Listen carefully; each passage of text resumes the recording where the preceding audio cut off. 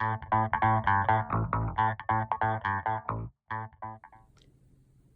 guys, so today I want to talk to you guys about the Supco Super Boost. This is a hard start capacitor relay, and there are different versions. There's SPP6, SPP5. This is a SPP5, and I picked one of these because there are different reviews online. These are very simple to install. These are just 2 wires, but I want to share some of the facts. So a lot of people are getting this type. Honestly, I picked these up for like $5. These are very cheap.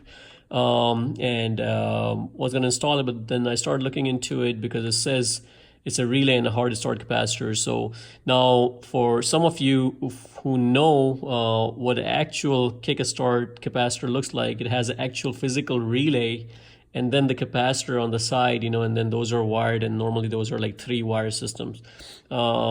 This is particular 2 wires. So when I got this, I wasn't really sure. It says it's a relay, and I didn't buy it because I just couldn't believe that a relay could fit inside and operate the way it used to.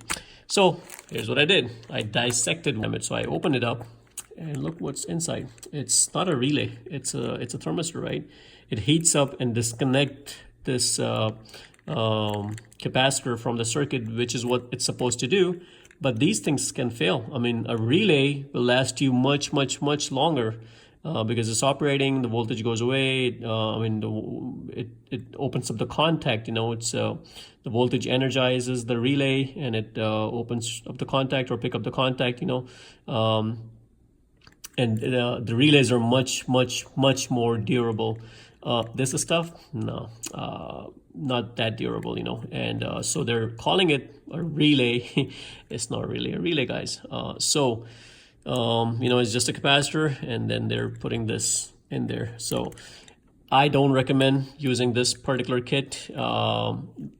Cheap stuff, you rather want to purchase something more durable. A kickstart or something is a much better, because you have the actual capacitor, and then you have a separate dedicated relay which picks up and disconnect the capacitor, or at least from the circuit, because you don't want this to be in when your compressor is running. This is supposed to only be energized for very short amount of time, maybe a second or maybe less than a second, and just kickstart the compressor and disconnect from the system.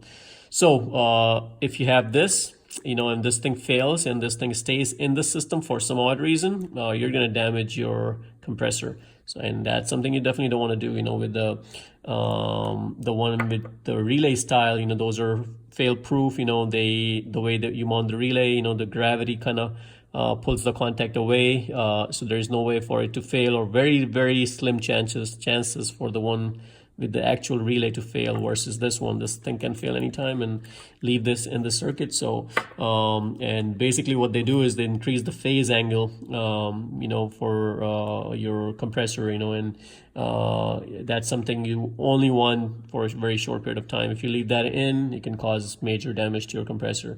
So guys, my recommendation would be, don't go cheap when you're putting these on. Get a good brand. Get the one with the relay, a dedicated circuit, a dedicated relay, 3-wire system. Install that versus just grabbing this on and slamming it on your thing. It may work for 2, 3, 4 times, and then and even if it keeps working, if this thing fails, it's going to damage your compressor. Not worth it. If you have air conditioned guys, putting these on, I would not recommend it. Tell them to get the right stuff that will elongate the life of your compressor and will last you much longer. So I am going to get rid of these. I'm not going to use it, and get the proper stuff. So hopefully you guys like this video. I didn't see anywhere on the internet where they open it and show what's inside, and I just wanted to share with you guys what was in there. So guys, hopefully you like the video, and hopefully it'll help somebody out who is looking into this. So please subscribe to my channel and like the video. Thank you very much.